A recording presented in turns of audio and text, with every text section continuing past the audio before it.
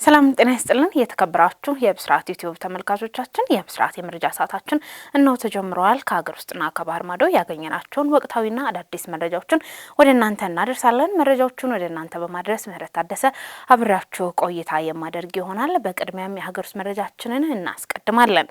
የኢትዮጵያ ፌዴራል ፖሊስ ከሀገራችን ባህልና ስነ ምግባር ያፈነገጠ አስነዋሪ አለባበስ ለብሰው በአደባባይና በቴሌቪዥን በቀጥታ ስርጭት ለህዝብ የታዩ ተጠርጣሪዎች ላይ ምርመራ መጀመሩን አስታውቋል።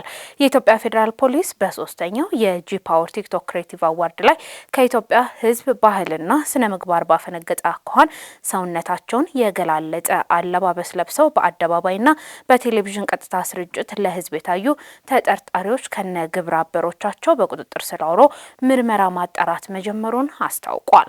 የኢትዮጵያ ፌዴራል ፖሊስ ሰሞኑን በሀገራችን አዲስ አበባ በተካሄደው በሶስተኛው የጂ ፓወር ቲክቶክ ክሬቲቭ አዋርድ ላይ ከኢትዮጵያ ህዝብ ባህልና መልካም ስነ ምግባር በተቃራኒ በህዝብ ዘንድ ተቀባይነት የሌለው አስነዋሪ አለባበስ ለብሰው በአደባባይና በቴሌቪዥን ቀጥታ ስርጭት የታዩ ዝግጅቱን በስፖንሰርነት የደገፉና ፕሮግራሙን ያቀነባበሩ ተጠርጣሪዎች በቁጥጥር ስር መዋሉን ገልጿል። ከነዚህም ውስጥ አንደኛ ወንጌላዊት ገብረ እንድሪያስ በርሄ፣ ሁለተኛ በረከት ጸጋዬ ጅፋር፣ ሶስተኛ መቅደም ደረጀ መንግስቱ፣ አራተኛ ግሩም ገዛኸኝ ቀጭኔና በአምስተኛነት ዮሐንስ መኮንን ኃይለማርያም የተባሉ ግለሰቦች መሆናቸውን ገልጿል።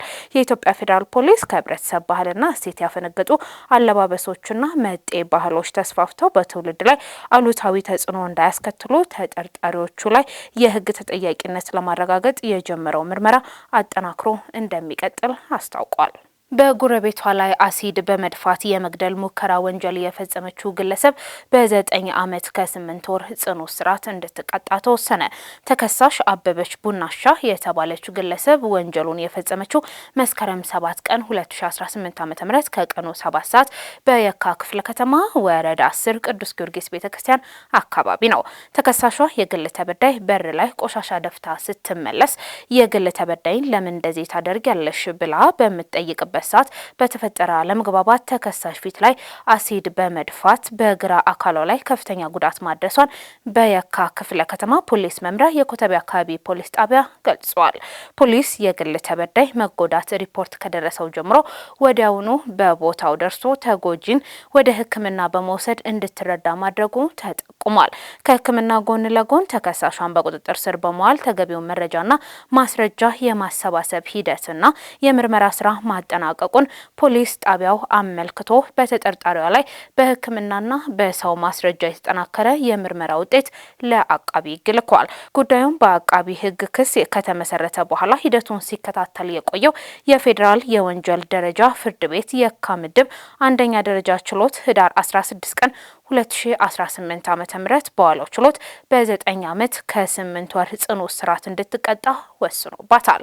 በተለያዩ ምክንያቶች የሚፈጠሩ አለመግባባቶችን በስሜታዊነት ወደ ግጭት በመውሰድ በሰው ላይ ጉዳት የሚያደርሱ ግለሰቦች ከስሜት በጸዳ መንገድ ችግሮችን በውይይት መፍታት ይኖርባቸዋል ሲል ያሳሰበው ፖሊስ ችግሩ ከአቅም በላይ ከሆነም ወደ ህግ አካል መቅረብ እንደሚገባ አሳስቧል።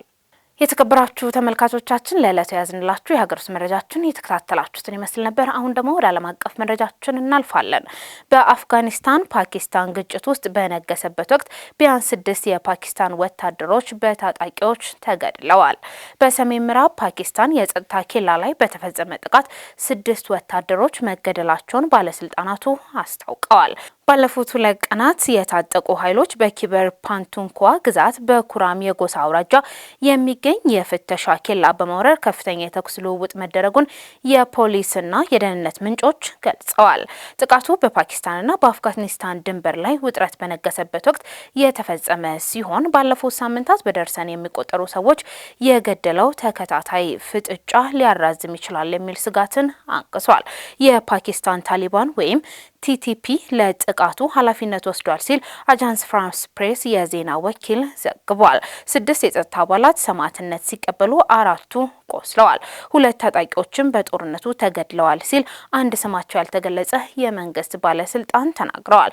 ከኢስላማባድ ጋር ለሁለት አስርት ዓመታት ሲዋጋው የነበረው የቲቲፒ ከቅርብ ዓመታት ወዲህ በፓኪስታን ድንበር ክልሎች ላይ ጥቃቶችን ከፍቷል። ኢስላማባድ እንደ አውሮፓውያን አቆጣጠር በ2021 በአፍጋኒስታን ስልጣን የያዙ የታሊባን ባለስልጣናት ቡድን እየጠለሉ ነው ሲል ከሰዋል። ከኢስላማባድ ጋር ለሁለት አስርት ዓመታት ሲዋጋ የነበረው ቲቲፒ ከቅርብ ዓመታት ወዲህ በፓኪስታን ድንበር ክልሎች ላይ ጥቃቶችን ከፍቷል። የኢስላማባድ መንግስት እንደ አውሮፓውያን አቆጣጠር በ2021 በአፍጋኒስታን ስልጣን የያዙ የታሊባን ኃይሎች ቡድኑን እየደገፉ ነው ሲል ከሷል። የካቡል መንግስት በበኩሉ ክሱን ውድቅ በማድረግ የፓኪስታን ደህንነት ችግር የውስጥ ጉዳይ መሆኑን ተናግሯል። የእስራኤል ጠቅላይ ሚኒስትር ቤንያሚን ኔታንያሁ ሁለተኛው ምዕራፍ ድርድር ተቃርቧል ብለዋል። የእስራኤል ጠቅላይ ሚኒስትር ቤንያሚን ኔታንያሁ በጋዛ ያለው ጦርነት ለማስቆም በዩናይትድ ስቴትስ አደራዳሪነት ወደሚደረገው ሁለተኛ ዙር ድርድር ለመግባት መቃረባቸውን ገለጹ። ነገር ግን ቁልፍ ጉዳዮች አሁንም ሊፈቱ ይገባል ብለዋል። በሁለተኛው የፕሬዝዳንት ዶናልድ ትራምፕ እቅድ መሰረት በጋዛ የሽግግር አስተዳደር ተቋቁሞ ዓለም አቀፍ የጸጥታ ኃይል ሲሰማራ እስራኤል ወታደሮቿን ከጋዛ ማስወጣት አለባት። ከዚህ በተጨማሪ ሐማስ ትጥቁን ፈቶ ጋዛን መልሶ መገንባት መጀመር ይኖርበታል። የሐማስ አንድ ከፍተኛ ባለስልጣን ቡድኑ የቀረውን የጦር መሳሪያ ላለመጠቀም ወይም ለማከማቸት ዝግጁ መሆኑን ጠቁሟል።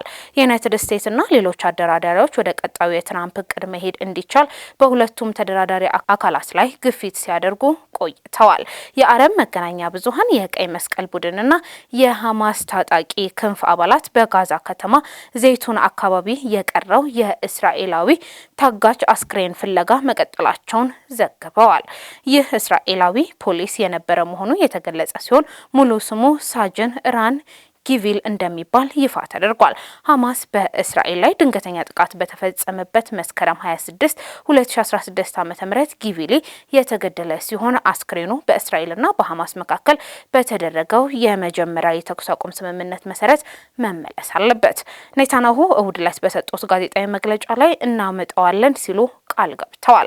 የጋዛ የተኩስ አቁም ስምምነት ተግባራዊ መሆን ከጀመረ 2 ወራት የሞላ ሲሆን ሁለቱም ወገኖች በየቀኑ አንዳቸው ሌላኛቸውን ስምምነቱን በመጣስ እርስ በርስ መወነጃጀላቸውን ቀጥለዋል። የተከበራችሁ ተመልካቾቻችን ለዕለቱ ያዝንላችሁ የብስራት ዩቲዩብ የመረጃ ሰዓታችን የተከታተላችሁትን ይመስል ነበር።